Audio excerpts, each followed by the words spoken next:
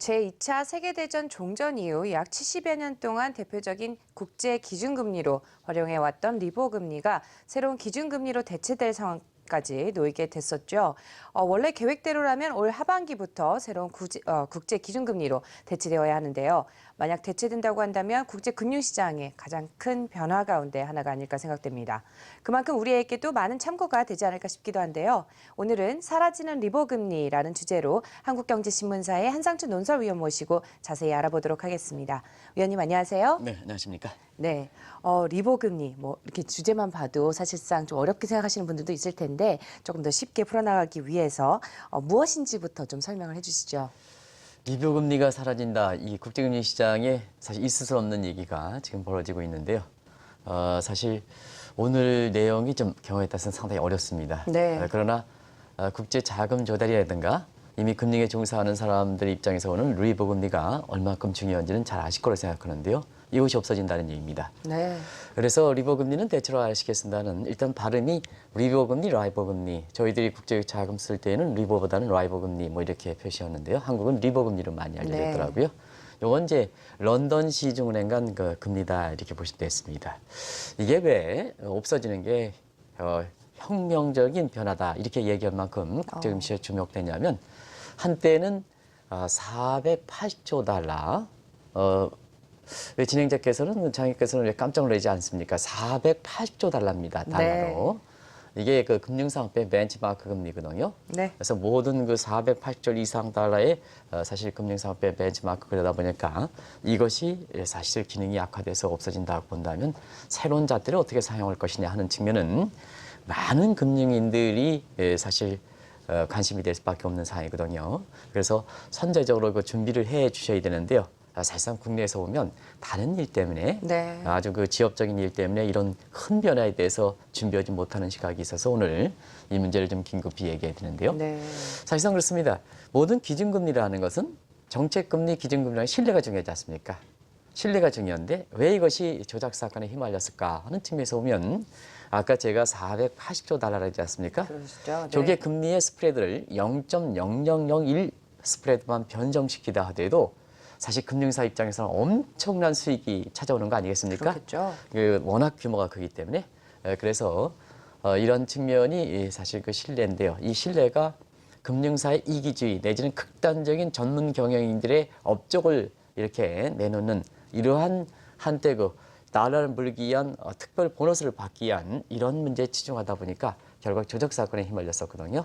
그래서 이것이 사실상 신뢰로 많이 떨어지는 상태에서 그때 때 맞춰 미국이라든가 이런 국가에서 보면 양적완화 정책이라든가 제로금리 정책을 추진했지 않습니까? 그런 측면에서 금융상품의 구조가 단기에서 장기 이렇게 효율적으로 돼야 되는데요.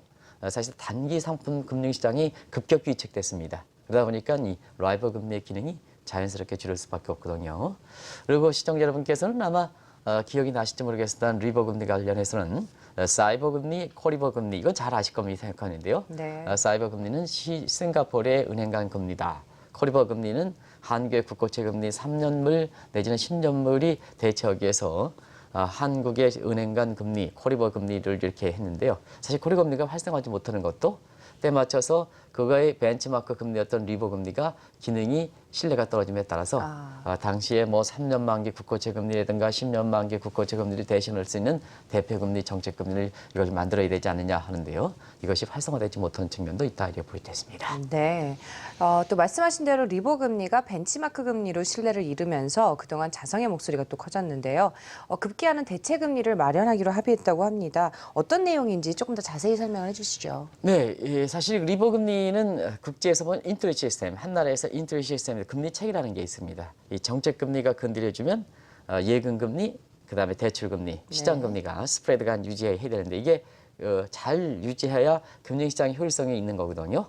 그럼 이것을 범위를 넓혀서 글로벌 시장 보면 가장 기준금리가 시청자 여러분께서는 페드가 결정하는 정책금리, 기준금리 얘기를 많이 합니다는 사실 자금 조달 유통시장에서는 리버 금리가 어떻게 보면 세계 글로벌 금리 체계, 인터넷 시스템에서 글로벌 인터넷 시스템 체제에서 가장 기준이 되는 금리거든요. 이 부분이 기능이 상당히 약화된다는 얘기입니다. 그리고 사실 기능이 약화되다 보니까 결과적으로 금융의 질서가 유지하지 못하는 측면이 있거든요. 네. 그러다 보니까 자연스럽게 금융시장의 안정을 기여해야 이 금융시장이 안정을 기여해야 세계경제 안정을 기여할 수 있고 또 경제 주체들도 경제 행위의 안정성을 보장되는 거거든요. 그렇겠죠. 그래서 기준금리, 정책금리가 그래서 중요한데요.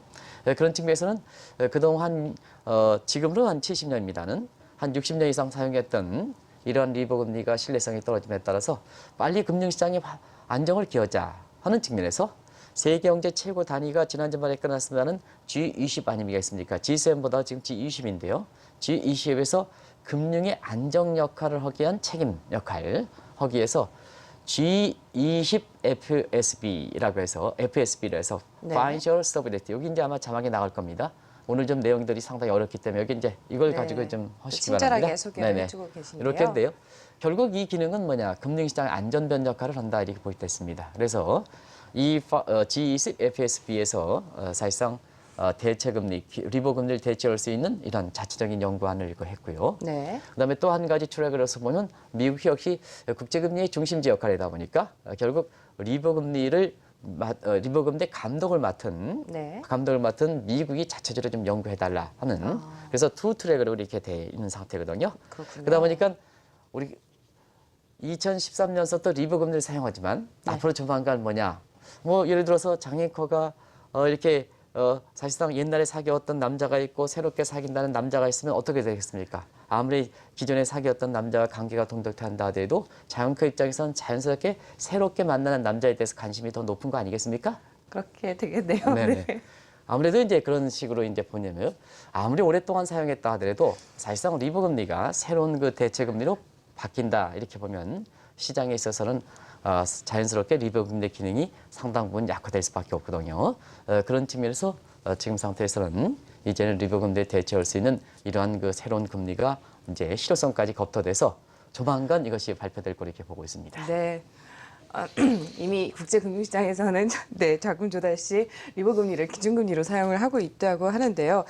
사실인지 뭐 이 부분에 대해서 좀 말씀해 주시죠. 네, 시청자분 장앵커가 이제 묻는 것은 오늘 좀 내용이 어렵기 때문에 제가 사실 이렇게 그 시청자분의 이해를 돕기 위해서 상당히 좀 바로 옆에 있으시니까 그렇게 해서 좀 이렇게 하다 보니까 아마 웃음을 찾지 못하는 것 같습니다. 워낙 성격이 좋아가지고. 네, 사실 그렇습니다. 이 리버금리를 기준금리를 사용하지 않는 이유는 이미 조작 사건 이전서부터 이미 있었다 이렇게 볼 때 있습니다. 왜냐하면 뭐든지 기준이 되는 것은 가장 중심이 돼야 되지 않습니까? 그렇죠. 그런 측면에서 보면 사실상 1997년 아시아 위한위기 이전까지만 하더라도 국제금리의 중심지는 사실 영국이었었거든요. 네. 그러다 보니까 자금 조달할 때는 자연스럽게 라이버 금리, 리버 금리가 기준이 되면서 3대 평가 기관에 예를 들어서 한국경제TV가 자금 조달한다면 크레딧 평가를 받으면 그 크레딧 평가에서 굉장히 좋게 나오면 가상금리 낮게 붙여. 그다음에 크레딧 평가가 안 좋게 나오면 가상금리 높게 붙여. 해서 한국경제TV의 조달금리가 되는 거거든요. 그러나 1997년 이렇게 외환위기를 겪으면서 사실상 세계 경제에 보면 그때 당시에 지금의 힐러리 클린턴의 바깥 어르신 되는 빌 클린턴이 미국 경제를 맡았을 때 사실 미국 경제의 소위 제3차 산업혁명 인터내셔널 3차 산업이 되면서 실무 경제 사이드에서는 뉴 이코노미 신경제 창출했고 증시에서는 골드락스 증시를 창출했고 국제금융 시장에서는 런던에서 미국으로 이렇게 이전됐던 모습이거든요. 그러다 보니까 자연스럽게 저희 같은 이런 그 민간 연구소에서 이렇게 그룹의 그 자금 조달할 때도 그때 당시만 하더라도 이미 리버 금리가 기능이 약화됐다는 것이 생소한 일이 아닙니다. 국제금리의 중심지가 런던에서 뉴욕으로 옮겼기 때문에 저희 것처럼 자금 조달할 때도 그때 당시만 하더라도 라이버 금리, 리버 금리를 쓰지 않고 미국의 3개월짜리 재무성 증권 금리 사용했거든요. 네. 이게 무슨 뜻이냐면 앞서 똑같은 구조입니다. 라이버를 미국의 3개월짜리 재무성 증권 금리를 해서 크레딧 평가를 받으면 가상금리가 결정되고 네. 조달금리가 결정된 상태거든요. 그런 상태고 그다음에 사실 리버 금리에 대한 감독청도 자꾸 연구에서 문제가 있다 보니까 지금 영국의 리버 금리 감독 이게 아까 말씀드린 신뢰가 중요하지 않습니까? 신뢰가. 그럼요. 네. 그러면 신뢰를 위해서 감독이라는 게 중요한데요. 이 자꾸 연구에서 문제가 되다 보니까 결과적으로 보면 감독을 변경시켰거든요. 그렇군요. 그래서 이미 감독에서 보면 영국의 BBR, 영국의 금융협회에서 미국의 인터내셔널 엑스체인지에서 이쪽으로 변화된 상태거든요. 네. 그래서 이미 오래전서부터 리버 금리, 라이버 금리의 대체 금리의 필요성 같은 경우는 오래전부터 검토되어 왔다 이렇게 볼 때 있습니다. 네. 또 2년 전 이맘때쯤이었죠. G20 태스크포스 팀에서 내놓은 투트랙 전략이 있었는데요. 어떤 방안이었는지 좀 소개를 해주시죠. 앞서 이제 장혁께서 이제 웃음으로 대답을 했습니다는 옛날에 사귀던 남자와 새로운 사귀던 남자 간의 과도기적인 상태를 연애 기간에 있겠죠. 그런 상태에서는 그 과도기적인 상태에서는 그 소위 그레이 에어리어죠. 회색 지대인데요. 그 회색 지대에서는 똑같은 연인 관계가 유지돼야 사람과의 관계가 유지되는 거 마찬가지로 라이버 금리, 옛 연인에 해당되는 라이버 금리와 새로운 대체 금리, 새로운 연인에 해당되는 이 과도기적 상태에서는 어떻게 신뢰성을 확보할 것인가 하는 이 측면에서 왜냐하면 그때도 국제적으로 자금 조달해야 되고 그렇지 않습니까? 국제적으로 기업이라든가 경제 주체들이 활동을 해야 되지 않습니까? 그때만 뭐 새롭게 대처한다고 해서 그때 라이버 금리가 필요가 없다. 이렇게 하면 국제적 블랙홀 상태가 되기 때문에 그래서 그런 상태에서 과도기적 상태에서 신뢰를 확보하는 방안이 뭘까? 또 한 가지 반드시 그 대체 금리, 새로운 대체 금리로 변경시키는 게 좋을까?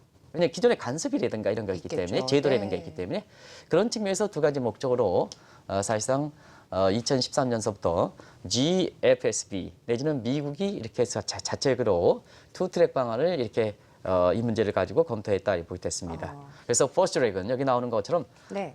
좋은 게 좋은 거죠. 장애인과 새로운 연인을 사귀는 것보다 옛날에 오랫동안 사귀어서 굉장히 투자했던 연애 비용도 많이 하고 데이트 비용도 많이 했던 그 사람이 가장 신뢰가 높게 하는 방법은 가장 좋겠죠. 아무래도 모르겠습니다. 개인의 그 특성이 또 있어가지고 제가 이렇게 얘기해서 죄송합니다는 사실상 퍼스트 트랙은 국제금리 시장에서 아무래도 가장 그 중요한 것은 옛날 것을 나쁜 게 아닙니다. 옛날 거에 새로운 뉴 노멀 환경에 맞춰서 사용하는 것이 가장 좋거든요. 네. 왜냐하면 경제 주체들이 그거에 익숙해져 있고 각종 교과서라든가 뭔가에서 리버 금리의 필요성 같은 걸 학생들에게 가르쳐주는 입장이 있기 때문에 사실 그것을 신뢰성을 보완하는 방법이 가장 좋겠죠. 그래서 신뢰성 확보하는 방안이 퍼스트트랙이다 이렇게 보겠습니다. 근데 워낙 금융사들이 이 라이버 금리 조작 금리 가지고 워낙 그 신뢰성을 회복했기 때문에 이게 추가적으로 신뢰성 확보해서 라이브 금리를 쓴다 하더라도 이게 시장에서 이게 사용되지 않을 때는 네. 신뢰성을 확보하지 못할 때는 새롭게 대체 금리로 빨리 바꿔주는 게 좋거든요. 이게 이제 그렇겠죠. 세컨드 트랙이다 이렇게 보겠습니다. 그래서 참고 금리로 완전 대체인데요. 당시에 글로벌 금융사들이 워낙 리버 금리 조작 사건은 획기적 사건이었기 때문에 네. 사실상 그때 당시에 투 트랙을 연구한다 하더라도 세컨드 트랙, 네. 다시 말하면 새로운 라이버 금리로 대체할 수 있는 이런 쪽을 목적을 둬서 이렇게 그 추진해 왔다고 보겠습니다. 그래서 그렇군요. 계획도 나왔죠. 원래 계획이라면 올해 2분기부터 리버 금리가 새로운 대체 금리로 새로운 참고 금리로 대체될 이러한 그 상황이었습니다. 네. 근데 이 연구 과정에서 사실상 상당 부분 라이버 금리가 그동안 이었던 그런 기능 자체가 워낙 중요했기 때문에 검토할 사항이 상당히 많았었거든요. 네. 또 한 가지는 G20의 FSB에서 이렇게 그 검토하는 사항보다는 사실 미국의 대체 관리 투자 위원회 참고 금리 대체 협의회라고 조금 이따 제가 설명드리겠습니다. 네네. 여기에 나오는 이제 ARRC 약자가 요건데요. 사실상 이쪽 결정안을 흡수하는 과정에서 제도 기구의 GFSB에서 미국의 ARRC로 이쪽으로 넘어가는 과정에서 또 좀 잡음이 있었거든요. 네. 그래서 당초보다 조금 여기 이제 ARRC 나오죠. 네. 미국의 그 대체 기준 관리위원회를 해서 리버 금리를 대신할 수 있는 미국의 자체적인 일종의 태스크 포스다 그래서 보시면 되겠습니다. 여기가 지금 맡고 있는 상태거든요. 네. 그래서 당초의 일정보다 좀 뒤는 데서 지금은 어느 정도 실효성을 이제 확보한 방안이다. 조금 이따 이제 리버 금리를 대체할 수 있는 금리가 새로운 금리가 뭘까 하는 것을 좀 잠시 말씀드리겠습니다는 사실 실효성까지 검토해서 페드 입장에서는 또 미국의 그 ARRC 입장에서는 올해 안에 이것을 교체하겠다는 입장을 지난 이달 17일에 발표했습니다. 그래서 이 점에 있어서는 사실상 우리나라의 그 감독청이라든가 금융이라든가 이런 측면에서는 이런 문제에 대해서 잘 이렇게 민간에 이렇게 가이드라인 할 수 있는 이런 그 안을 제시하지 못하고 있는데요. 네. 이런 점은 좀 일정상에 지금 식화다리 보이겠습니다. 그렇군요. 조금 전에 ARRC에 대해서 좀 소개를 해주셨는데 이 미국의 대체기준금리위원회의 역할에 대해서 살짝 좀 소개를 해주시면요. 네. 자막을 이 내용은 워낙 그 전문적인 내용이기 때문에 자막을 보고 시청자분과 같이 강의를 통해서 저 화이트보드 형태로 이렇게 하겠습니다. 여기 AIRC는 이게 가장 신조어이기 때문에 네. 제가 이 풀네임을 그냥 했습니다.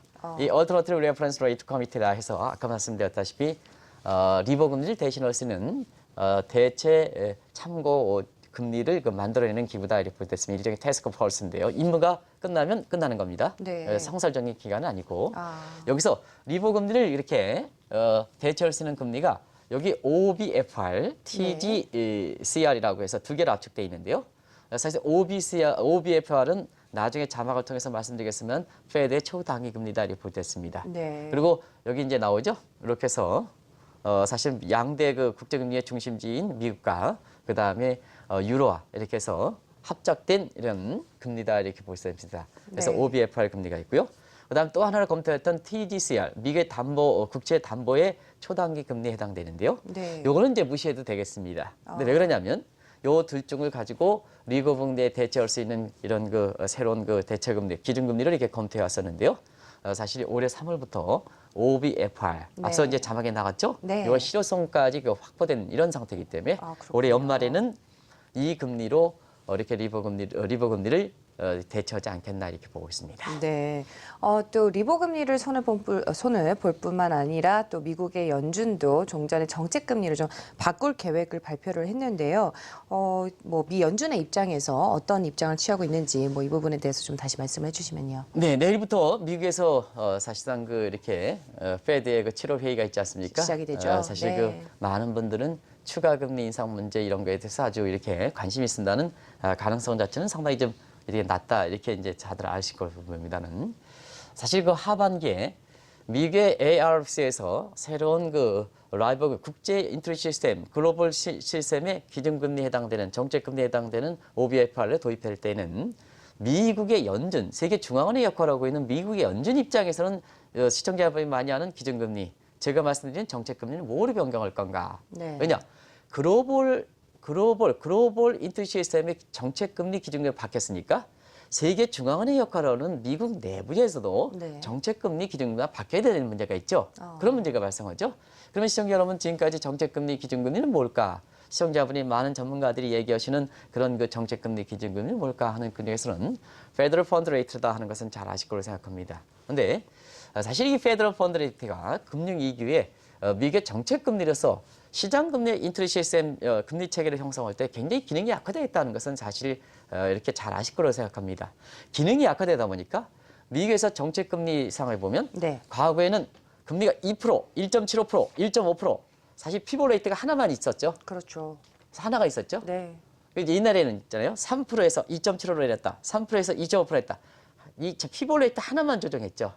왜 그러냐면 페더럴 펀드 레이트가 시장과 사실 이 금리 스프레드인가 이런 게 잘 조율되다 보니까 그게 시장에 명확한 의미를 주기 위해서 딱 하나씩만 지정해줬다는 의미입니다. 네. 근데 최근에 보면 미국의 정책금리 할 때 미국의 정책금리가 지금 얼마인지 아십니까? 0.25에서 0.5%거든요.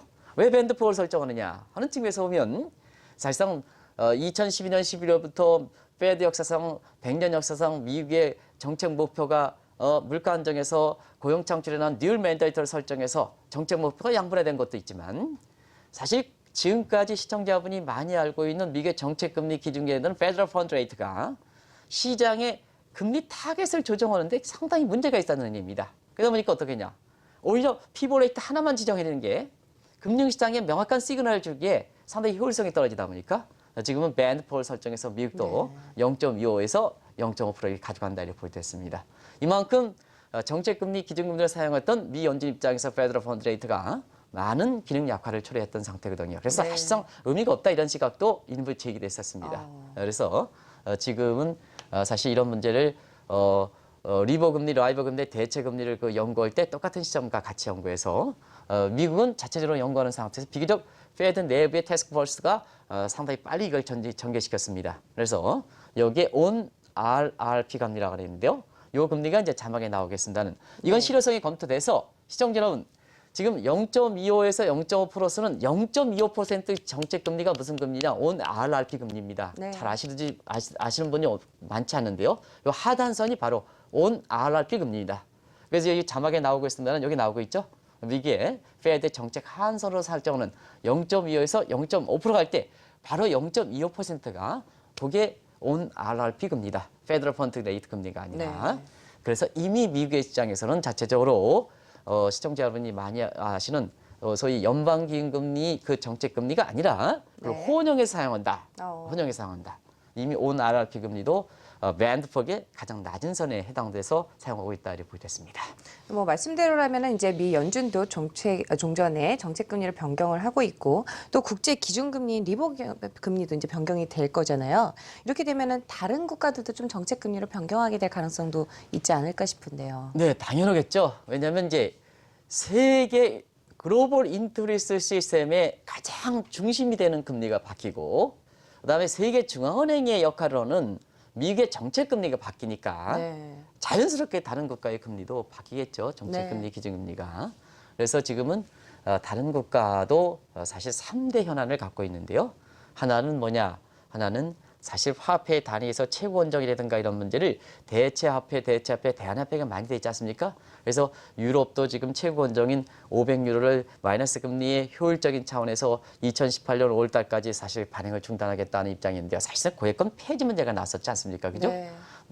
레이 서머스라든가 이런 사람들 입장에서도 미국도 지금 100달러 미국의 고액권을 폐지하자 문제 이런 문제가 있거든요. 이게 전체적으로 보면 네. 고액권 폐지라든가 이런 문제가 리디너메이션 문제다 이렇게 보였습니다. 이 문제가 하나가 있고 네. 두 번째는 정책 금리를 어떻게 바뀌느냐. 왜 그러냐면 사실 지금 각국에서 보면 우리나라도 마찬가지입니다는 정책 금리가 얼만큼 한국의 금통위에서 결정하는 정책 금리가 시장의 타겟 금리가 되느냐 하는 측면에서 보면 사실상 그렇지 않습니까? 우리나라의 정책 금리가 이렇게 떨어진데도 불구하고 시장 금리는 더 떨어지는 문제라든가 이런 문제가 이미 나타나고 있는 상황이거든요. 또 정책 금리가 결정됐다고 해서 그것이 시장에 역할을 미치느냐?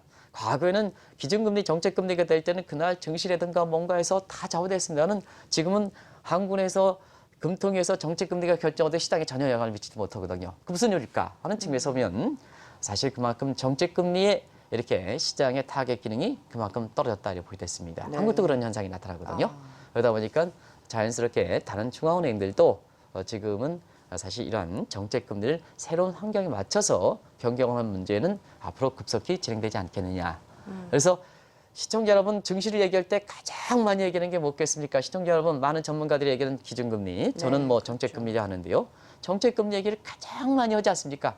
이 문제가 개편이 되는 문제는 네. 사실 증시에 미치는 영향뿐만 아니라 국제금융 질서라든가 이런 측면 획기적 변화가 있는 대목이다. 앞으로 각 다른 중앙은행도 미국의 중앙은행 또 ARRC의 라이브 금리 대체 문제 함께 사실 급격히 이런 문제가 검토되지 않겠나 이렇게 보고 있습니다. 네. 국제사회적으로 이제 좀 살펴봤는데 우리나라는 어떤가요? 우리나라도 이제 금리 체계가 무너진 지는 사실 상당히 오래됐죠. 네. 그래서 지금은 보면 지금 상태에서 보더라도 사실상 한국의 정책금리 기준금리가 지금 1.25%인데요. 네. 국고채 금리는 사실 1.23%거든요. 어. 그 정책금리보다 타깃되는 더 기준금리가 낮네요. 더 낮게 되는 거죠. 오히려, 네. 그래서 금리 체계가 많이 흐트러지고 있다 이렇게 보였습니다. 이런 상태에서 한국도 지금 새로운 정책금리를 이렇게 개발해야 되는데요. 세계적으로 이렇게 획기적으로 큰 변화가 있는데도 불구하고 우리 정책 당국자들이 이제 보여주는 모습 이런 모습들이 사실상 이런 측면이 그렇게 보여주지 못하는 것 같습니다. 그래서 개인적으로 보면 학자들이 여기 방송에 와서 시장을 얘기하는 것보다는 이러한 그 제도 문제라든가 이런 문제를 굉장히 큰 변화가 있기 때문에 그런 문제를 연구를 해서 이런 쪽에 시대 상황에 맞춰서 발빠르게 우리 정책 당국자라든가 이런 데 해야 되는데요. 요즘은 다 그런 건 아닙니다. 일부 네. 학자들이 그런 본질적 문제에 떠나서 뭐 국회 가서 뭐 기웃거린다든가 또 여기 나와서 기웃거린다든가 뭐 이런 입장이 되는데요. 가장 본질적 문제 이런 문제 연구 검토를 통해서 진짜 우리나라의 경제 정책의 근간이 되는 또 시장 참여의 근간이 되는 인프라 문제 이런 문제를 좀 아주 덕망이 높은 이런 분들이 좀 그런 쪽의 본질에 더 치우쳐야 되지 않느냐 생각합니다. 아무튼간에 획기적 변화를 몰고 오고 있다 이렇게 보겠습니다. 네, 오늘도 말씀 잘 들었습니다. 지금까지 한국경제신문사의 한상춘 논설위원과 함께 사라지는 리보 금리라는 주제로 말씀 나눠봤습니다. 함께해 주셔서 고맙습니다. 네, 고맙습니다.